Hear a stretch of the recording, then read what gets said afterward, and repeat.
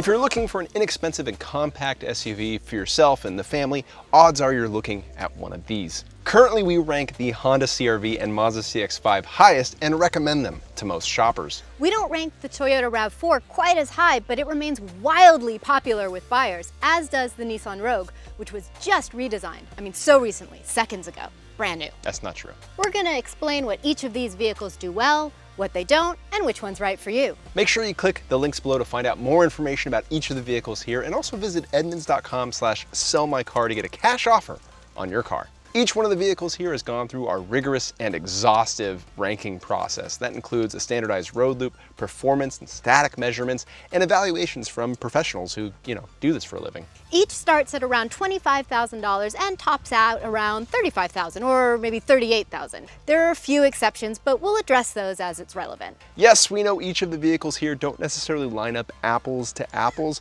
but we have logged thousands of miles in various versions of most of the vehicles here. So think of them as like ambassadors from their respective model lines. Representatives. The Honda CR-V has been a longtime favorite of our team. We've ranked it #1 among small SUVs for the past few years now. We validated that decision by buying one and running it in our long-term test fleet for 40,000 miles. As far as fuel economy, you can expect around 30 mpg for most models, though the hybrid gets up to 38 mpg. And like all the SUVs here, the CR-V is available with all-wheel drive. We've had a Mazda CX-5 in our long-term test fleet, and we liked it. In our rankings, it came in just below the CR-V.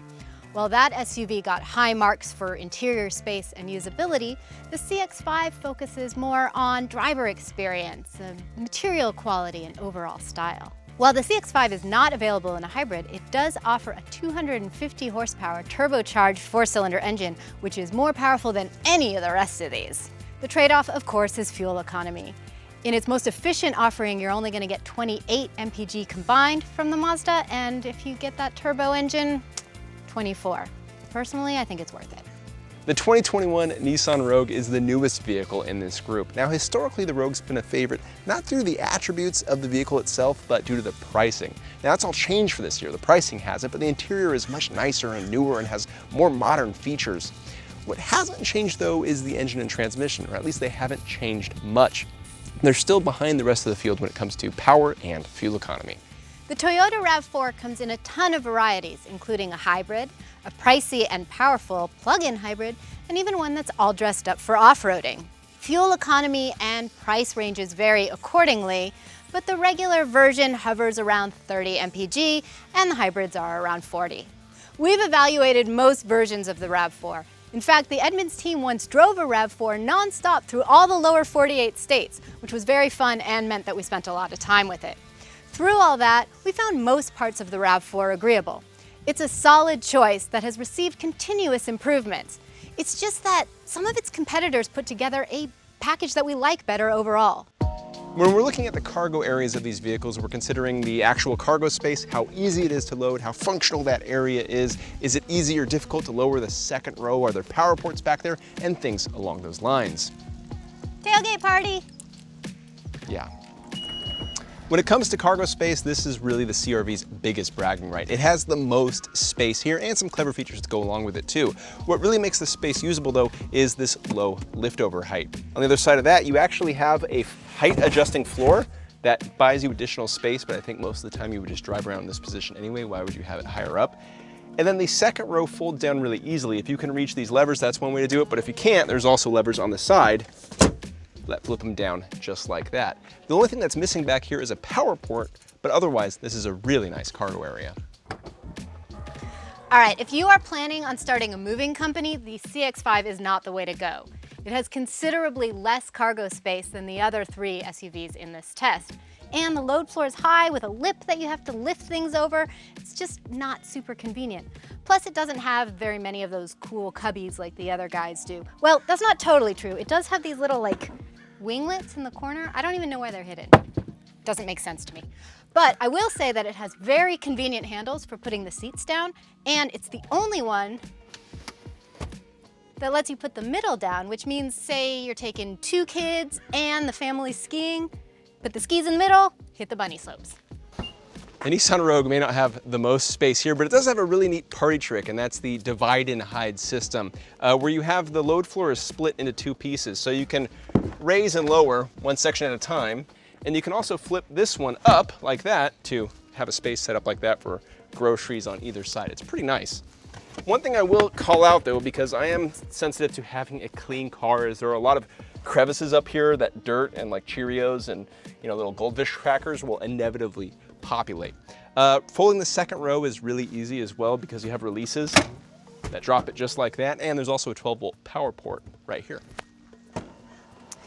The Toyota RAV4 hybrid can brag that it has the same amount of cargo space as the non-hybrid, which means it beats the CR-V in that metric because the CR-V hybrid has less cargo space than the non-hybrid.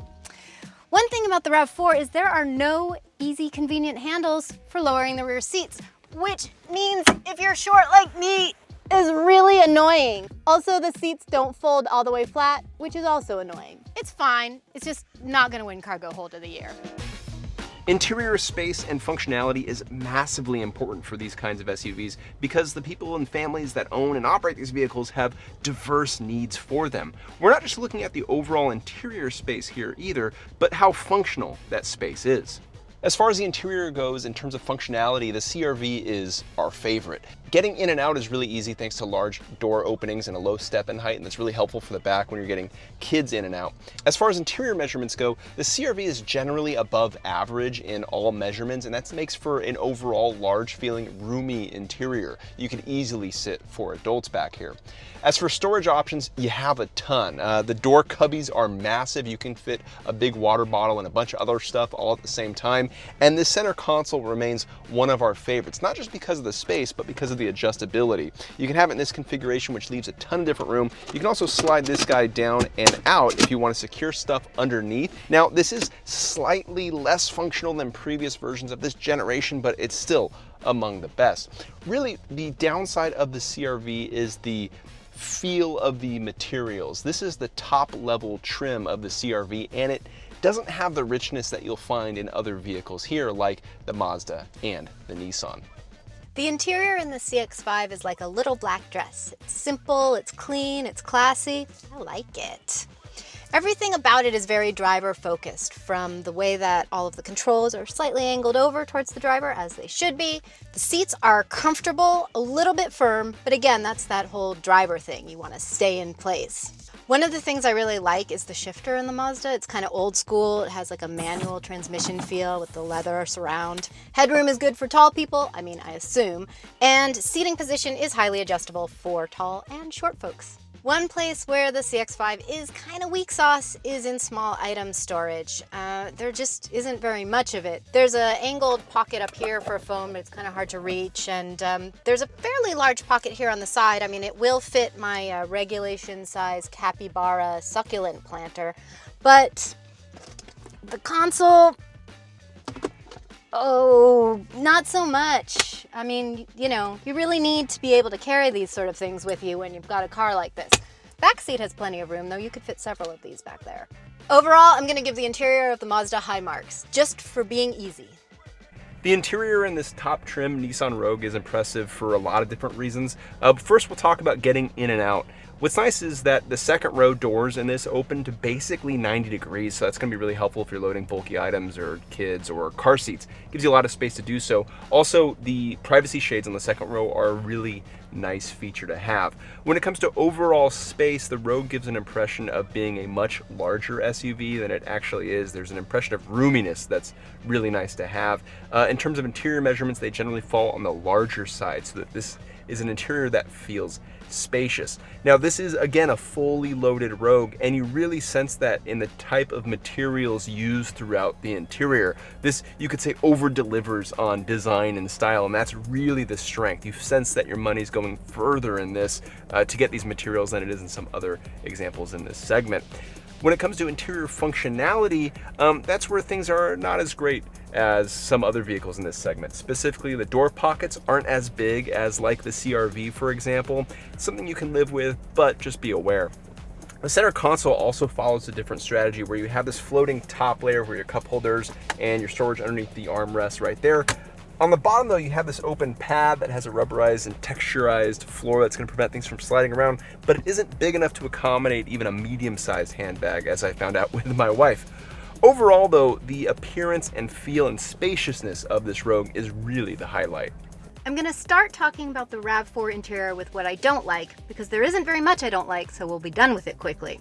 Basically, it has to do with the seats. They're comfortable, like they're nice and soft, but they don't have very much adjustability. In fact, this is as low as the seat will go, and it kind of feels like driving while sitting on a bar stool. If I were a tall person, I think this would bother me. The only other negative, and that's really depending on how much you like to caress your interior, is that most of these materials are kind of rubbery and plasticky.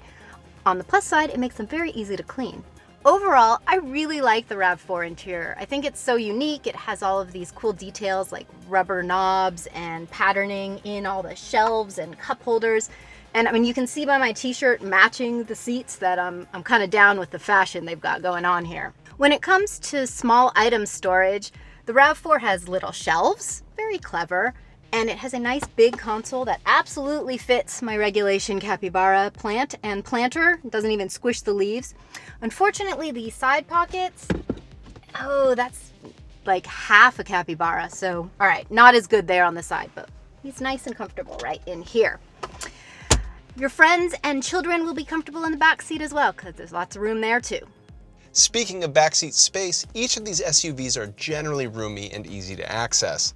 The CR-V and the RAV4 boast the largest interior measurements, while the CX-5 and the Rogue garnered small complaints from taller test drivers.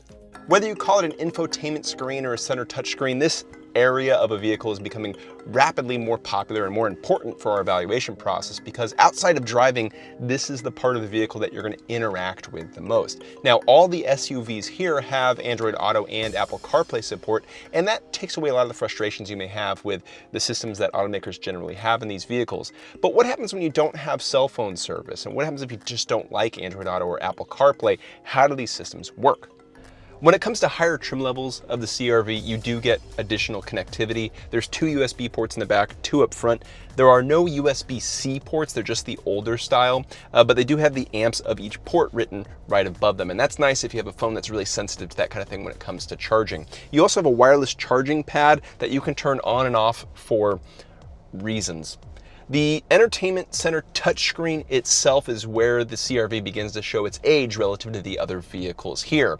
It's slightly small, the resolution is low, and the graphics just look kind of dated. Functionality is a touch cumbersome too, especially when it comes to the voice commands, and the long-term CR-V we had in our fleet and put 40,000 miles on it had a number of glitches that were pretty frustrating. Overall, this is a system that you just kind of want to ignore, plug in your phone and use Apple CarPlay or Android Auto. Also, when it comes to cameras on the exterior, you have this backup camera which has a wide angle view but also looks fairly dated relative to other vehicles here. When it comes to tech in the Mazda CX-5, if you're the kind of person who wants everything to be the most cutting edge and every single technological advance that is available, that's not this car. It's pretty simple, it's pretty basic. Most of that I find actually a plus on the CX-5 because it's really easy to figure out how to use. But there are just some things where it's sort of lagging behind some of its competitors. For example, the backup cameras. They do have multiple different views, which is very helpful, but the quality of those views is kind of fuzzy. So if you were planning to use this to record your student film, it's going to be pretty low quality. Now, this is a touchscreen, but only when you're parked or you're at a stop. So right now, while we're parked, I can touch it, but if I was driving, it would no longer work when I touch it, although it won't tell you that it won't work, it just won't work, and you actually have to know that from the owner's manual. And then you can use the controls down here to scroll through and pick things. But I don't understand why this down here is any safer than just reaching across and touching it. So if someone at Mazda wants to call me and explain that, I would really appreciate it. I think controls should work the same all the time, otherwise it's confusing, and when I get confused, I get angry, and it just ruins my day. A lot of the in-car things like nav aren't really that important anymore because everybody's using their phones, and you have both Apple CarPlay and Android Auto in the Mazda, and there are a lot of places to charge that phone up. There's no wireless charging and there's no wireless Apple CarPlay. One minor complaint about the charging is that the ports are all here in the console, which means you got to do that whole all the way over with the cord thing. And it takes kind of a while to get your phone to read to the screen. 1, 2, 3. There we go, 3. That's not too bad. Anyway, those are pretty minor things. And like I said, overall, it's simple, it's clean, it's responsive. And if you're not the kind of person who wants the latest, you're going to be perfectly satisfied. Infotainment and connectivity in this fully loaded Nissan Rogue is fairly strong. For USB ports, you have 4, 2 in the front, 2 in the back. 1 on each side is USB-C, so if you have a phone that takes advantage of it, that's a really helpful thing too. Another thing is you get not only wireless charging, but wireless Apple CarPlay is available, and that's something you don't get in any other SUV in this group. The screen itself is the larger 9-inch screen that's available on higher-end Nissan Rogues, and from the perspective of graphics and resolution, it looks good. It's fairly modern and crisp. It's not as responsive as some other screens that you can get among small SUVs, but it generally works well if you need to use it. The only thing we'll call out is the voice commands. They require you to use specific prompts in order to get stuff done. And in 2020, we expect a bit more. A lot of other SUVs do that, but because this is the newest one on the block, we would prefer more natural language. But again, that's something you can do with Apple CarPlay or Android Auto. The screen is nice and attractive until you put on polarized sunglasses, and then it gets really weird and splotchy, and that's kind of unfortunate, but you can live with it. I'll also point out too, the exterior camera system is really strong. Not only does it give you a view of everything that's happening around you, but the individual cameras the Rogue uses are really crisp. And when somebody moves or something moves next to you, it actually highlights and beeps at you and highlights that portion of the screen. Really nice stuff. I think the best of the vehicles here. All right, what does Toyota offer us for tech in the RAV4? Well, we've got a touchscreen. Works all the time, unlike the Mazda. And it also has all the buttons that run alongside of it. They're tiny little buttons, but they're there, and buttons are great. In general, the controls in the RAV4 are easy. I mean, everything is separated. So it's like, oh, this is climate control. It's like got its own little island. That's great. And oh, their modes are here for changing things. This button says push normal, but I pushed it and I'm still weird, so I think it's broken. We've got Apple CarPlay, we've got Android Auto, we have a wireless charging port, which is cool, and you can turn it on and off, and it has a sort of no-slip surface, although it's still a little slippy. USB port right here next to the phone resting pad, conveniently placed, and you've got a 12-volt as well. I would say the Toyota system looks a little behind the times. I mean, just sort of the layout looks old school and not in the cool way. And like the backup camera is warning me that the sound guy's there, but also not a great picture. But it all works and it's all easy to understand. The best thing about the RAV4's infotainment system and technology is that it has a lot of buttons and they're very clearly marked. You don't have to figure out what any symbols mean. It just straight up tells you. Audio, menu, home. So if this is the sort of thing that bothers you, if you don't like getting in a car and being confused or having to open the owner's manual to figure out how to use stuff, Toyota RAV4, that's the infotainment system for you. Now, when it comes to talking about how these vehicles drive, we know they aren't supposed to handle and feel like sports cars. What we're most interested in is if any of these vehicles do anything particularly good or bad when it comes to on-road refinement and comfort. When we talk about driving impressions, yes, we aren't expecting sports car-like behavior from small SUVs, but what we feel is important is how they blend ride and handling, steering feel, and how their drivetrains react to the needs of normal day-to-day driving. Do they do anything particularly good or bad? Where the Honda CR-V excels in my mind is how it marries ride comfort, handling, and steering. They make this thing pretty pleasurable to drive around town. Yeah, you're not going to get a lot of fun out of the driving experience, but the steering goes where you point it and feels good doing so in the process. When you take this thing around a freeway off-ramp or a highway interchange, you don't have to search on the wheel to find your ideal line. You just can intuit it pretty easily. Ride comfort is another area where the CR-V feels really strong. Yeah, it's not super plush, but it isn't overly brittle either. It relays appropriately the texture of the road and impacts you drive over. The engine is a turbo 1.5-liter 4-cylinder and it's married to a continuously variable transmission. Power is adequate. Where you may sense some slowness or delay in acceleration is mostly attributable to that continuously variable transmission. It doesn't have traditional gears, so you don't get traditional feeling gear changes. It just kind of blends from one ratio to the next. Now, in theory, that should make for smooth shifts, but when you step on the gas pedal, it can make for a sensation of acceleration that's a little bit slurred and less than ideal. Overall, though, you have enough power in this car to maneuver around traffic, get away from a stop sign or a stoplight, and make a pass on a 2-lane road. The CR-V is equipped with adaptive cruise control, lane keep assist, and so on and so forth. Also frontal collision warning. Our experience with our long-term CR-V that we had for 40,000 miles, we learned to really dislike the frontal collision warning system. We actually turned it off because it was overly sensitive. The adaptive cruise control worked generally as you'd expect, so just keep that in mind when you're considering the safety features of the CR-V. Overall, when it comes to driving the CR-V, this does an appropriate job and everything you might expect on the road. Its real strengths are its steering and its ride.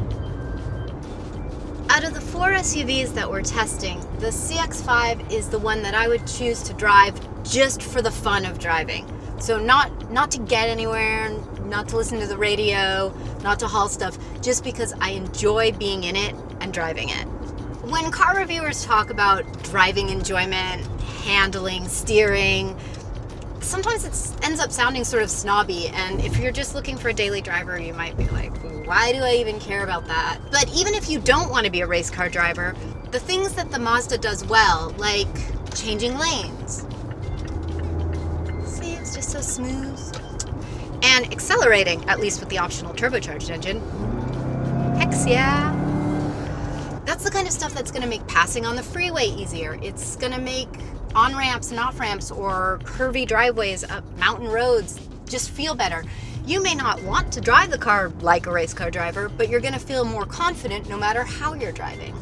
I think visibility has gotten better in crossovers in the last few years. This front pillar tends to be more narrow now, so you can see around it when you're turning, and they don't lock in the back quite as much as they used to in the designs. But all of that almost doesn't even matter because there are so many driver aids that can help you with like backup cameras and blind spot monitoring. So even if you didn't have any windows, you could probably almost drive this car. Oh God, that would be so depressing. Automakers do not do that. That would be sad. All of the things that I like about the CX-5, the steering, the braking, the way it goes around corners, that applies no matter which engine you get. But I do recommend the upgrade to the turbocharged one, even though you'll take a hit in fuel economy, because it is just so much more satisfying. Hey, get some. Yeah, that's a lot better. The base engine is kind of sluggish, and you'll really have to plan ahead if you want to overtake someone. Go for it. Get that horsepower. You deserve it. Everything about the CX-5 design is really about the driver. You know, everything's just like laid out in front of you, simple. You're in the car to experience the road. You don't need to have a whole bunch of distractions. It's really no surprise that Mazda's SUV is a good handling machine. I mean, after all, have you ever heard of a little car called the Miata? Yeah, Mazda knows how to make a car that's fun to drive. I don't recommend getting the CX-5 in place of a sports car, but out of the crossovers on our list, it's definitely the sportiest one. And it's not just like sporty by default, it's genuinely fun to drive. Two things I need to call out with the Rogue immediately. One doesn't matter, the other one does. The one that doesn't matter is the shifter. Instead of rocking back and forth when you shift a gear, the whole thing moves front and back. And that's just strange. It doesn't change anything, but you should know. Also, whoever thought it was a good idea to put heat conductive material on the window up and down switches should rethink that decision. It's not a good one. As for the way the Rogue drives, here's the thing. It does everything just fine. If you genuinely do not care about how a car drives, you can disregard everything I'm about to say. If you do find enjoyment in the experience of driving, particularly with regard to steering, the Rogue is going to let you down.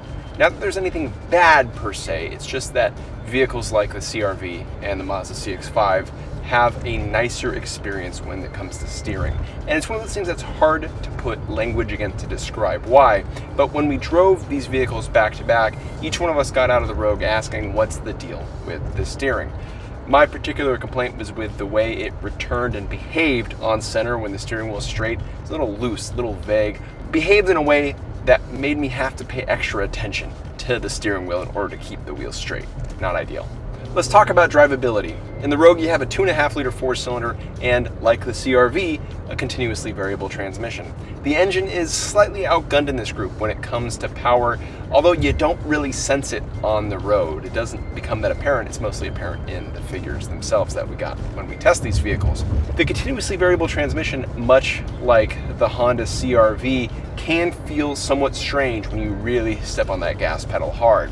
Like the CR-V, you don't have specific gear ratios to shift from one to the next, so you just kind of have this surge of acceleration that doesn't really turn into anything that you might expect. It's just different. And let's talk about safety equipment, because the Nissan Rogue comes fully featured, like many of these vehicles, with auto emergency braking, with front collision warning, adaptive cruise, and so on and so forth. The adaptive cruise in the Nissan works fairly well. It accelerates and slows down naturally in a way that doesn't make you want to step on the gas pedal yourself or the brake pedal yourself, and the lane centering generally works pretty well too. The version that we're driving actually incorporates navigation instructions into that system, so it will, in theory, adjust speeds before approaching a corner if your navigation's programmed. Neat idea, but kind of wonder how often people will experience it. Overall, the Rogue, I say, is about average when it comes to the driving experience, particularly because of how that steering feels. There's really nothing extremely bad here, but you can find a better experience elsewhere. All right, RAV4, so cute and so disappointing to drive. The steering in the RAV4 is both falsely heavy and vague. You know when you're talking to your kids or a coworker and you ask them to do something and they're like, yeah, no, okay. And you're like, wait, does that mean you're gonna do it or you're not gonna do it or when are you gonna do it? It's sort of the same in the RAV4. It's like sometimes the steering feels really like it's gonna take a lot of effort, and then when you're at slow speeds, it feels super light. It doesn't always come back to center exactly. And you're just like, are you paying attention to me or not? Of course it is. I mean, there's no problem driving this car. It just doesn't give you the feeling that it's gonna do what you asked. Pay attention to me. Now, the hybrid is probably one of the better drivetrains you can get in the RAV4, but it's still not like a horsepower monster. And if you get the base engine, it is really slow. It's also loud. I mean, they're all loud. Like, I don't know. It doesn't really bother me, but you're definitely gonna know it's there. Visibility in the RAV4 is great because it has these little like wing windows, which I love because they give you a little extra bit to look around between the mirror and the A-pillar. I think that's a great idea. It's also got a big back window and big side windows. So even if it didn't have driver aids, which it does, you'd still be able to see out all around you. And the visibility is probably one of the reasons why people like the RAV4 so much for camping and off-roading, because you know you can really see where you're going. You're not going to drive off a cliff or run over a bush. I find the gauge display disappointing in the RAV4, especially here in the hybrid. It's like it's got this huge digital center screen, but there's really nothing very pretty happening on it.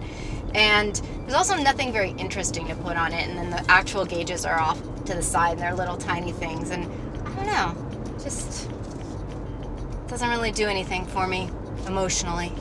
There are a lot of easy to use controls on the steering wheel, but the controls in the console and the screens over here are actually a little bit far away. I mean, I'm sitting pretty close up and I can't really reach the tuning knob, and even the shifter is a little bit of a stretch. The overall complaint I have about driving the RAV4 is just that nothing seems very well matched. You know, the steering, I already talked about, feels heavy. The throttle's a little laggy, and it just sort of feels like, all right, you know when you're hungry and there's not really anything to make a good meal, nothing that really goes together, so you end up eating like Ritz crackers and some dried fruit and like a half of a cold piece of pizza, and you're like, okay, it was fine, but it wasn't really a well-matched meal. I'm not gonna put that on Instagram. That's what driving the RAV4 is like. It's not bad, it's just outgunned. The RAV4 does many things well. It's a simple, easy car to live with, and it deserves praise for that. It's also got a lot of personality, which might seem like a silly reason to buy a car, but it's actually really nice to feel like your vehicle represents what an interesting, outgoing, outdoorsy person you are, even if you're just running errands. The reason the RAV4 doesn't rank higher is because everything that it does, haul stuff, offer driver aids, connect to your phone, its competitors do just a little bit better or with a little more style. The Nissan Rogue makes for a very compelling vehicle, especially as we have it here in the fully loaded trim. It over-delivers on features and qualities. I mean, just look at the quilted leather inside. It's really attractive. Okay, we were disappointed with a couple of things with regard to interior functionality and drivability, especially the steering. But if you really don't care about how a car drives, I mean, if you really don't care, the modern and plentiful features in this make it worth consideration over basically any other vehicle here. Here's the problem with the CX-5. By most of the metrics we use to measure things, it falls short. It doesn't have the most cargo space, doesn't have the best tech. It's not the most options for the money. So why do we rank it so highly? Well, at its core, at the true spiritual center of cardom, that would be driving enjoyment, the Mazda is in a different league than its competitors. It drives well on curvy roads, drives well on straight roads. It looks good standing still. It doesn't have very many gimmicky options, useful or otherwise, but it just drives great. I mean, it's fun to drive. And we'd be remiss as automotive enthusiasts if we didn't reward Mazda for taking that road when most of the segment focuses on utility. So where do we end up after all that? Well, we end up with the CR-V remaining our top pick of small SUVs. First the bad, and primarily it's to do with age. The CR-V feels old, especially with regard to the infotainment system and the technology inside. And also at this top trim level, you really don't see your money in the interior like you do in the Rogue and the CX-5. But then there's everything else, and the CR-V does everything else really well, from the pleasant on-road experience to that really nice pleasurable steering to the interior, which is massive but also highly functional and easy to use. Combine that all together and you end up with a vehicle that remains a really easy recommendation for most shoppers. Stay up to date with the latest SUV rankings by going to edmunds.com/SUV.